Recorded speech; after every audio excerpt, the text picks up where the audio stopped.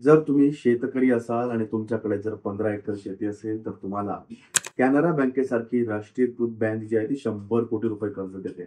अट काय आहे तर तुम्ही लोकप्रतिनिधी असलं पाहिजे, तुम्ही आमदार असलं पाहिजे, तुम्ही मंत्री असलं पाहिजे.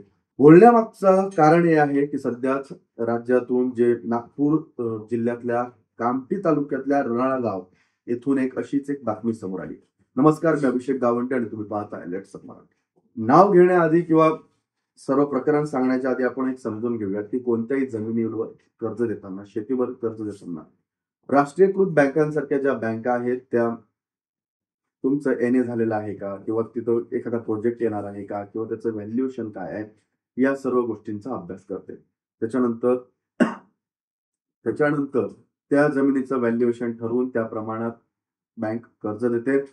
मात्र इथं या प्रकरणामध्ये जे आमदार आहेत परिणय फुके, या परिणय फुकेंची आणि त्यांच्यासह 6 भोगवटदार आपण ज्याला म्हणतो, त्यांची जमीन आहे 15 एकर आणि या 15 एकर जमिनीवर जवळपास 100 कोटी रुपयांचं जे आहे ते कर्ज दिलेलं आहे कॅनरा बँकेनं. याच्यात नेमकं आपण परिणय फुकेंशी संपर्क साधला की नेमकं प्रकरण काय आहे, याच्यात त्यांनी सहतारण अजून काही दिलेलं आहे का, बँकेकडून ही माहिती घ्यायचा प्रयत्न केला.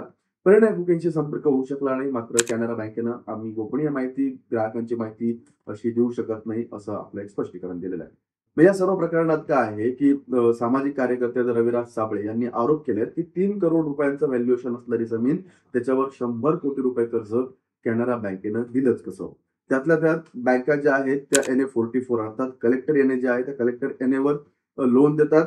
NA45 किंवा तहसील NA सारख्या जे NA झाले, नॉन ऍग्रिकल्चर आपण ज्याला म्हणतो, अकृषक जमिनी, त्यांच्यावर नॅशनलाइज बँका ज्या आहेत त्या कर्जासाठी सामान्य माणसाला उभे करत नाहीत. त्यावेळेस एका आमदारावर, लोकप्रतिनिधीवर एवढी मेहरबानी का, हा प्रश्न सध्या उपस्थित झालाय. याच्यात सामाजिक कार्यकर्ते रविराज साबळे यांनी जे दावा केला आहे त्यांचं काय म्हणणं आपण या व्हिडिओतून एकदा पाहून घेऊ. शेतकऱ्यांना तुमच्याकडे 15 एकर जमीन असली की तुम्हाला 100 करोडचं कर्ज भेटतंय. अट फक्त एकच आहे, तुम्ही आमदार असलं पाहिजे, ते पण सत्ताधारी. हो, ही वस्तुस्थिती आहे. कॅनरा बँक शाखा अंबाझरी नागपूरने 100 करोड रुपयाचं कर्ज आमदार परिणय फुकेंना दिलंय, अगदी ताटात सजून, ते पण तहसील येण्यावरती.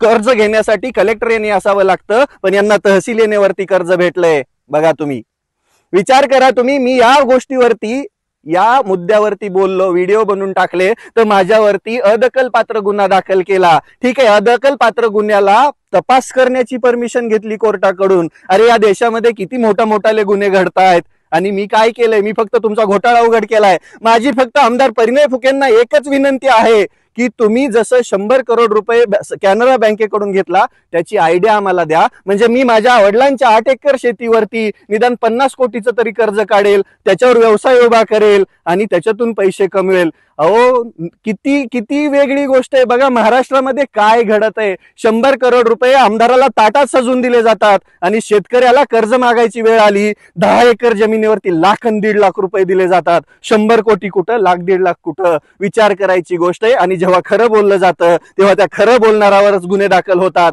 माझी आमदार साहेबांना विनंती आहे, आम्हाला पण आयडिया द्या की तुम्ही 100 कोटी रुपये कसे घेतले. याच्यामध्ये कॅनरा बँक दोषी आहे, रजिस्टर ऑफिस दोषी आहे, तलाठी दोषी आहेत, सगळेच दोषी आहेत. आणि रनाळा गाव कधी स्मार्ट सिटी झालं, हा पण मला पडलेला प्रश्न आहे. नक्कीच यानंतर आम्ही परिणय फुकेंशी संपर्क साधण्याचा प्रयत्न करून त्यांची बाजू ऐकून तुमच्यापर्यंत नक्कीच मांडू. तोपर्यंत पाहता लेट्स मराठी.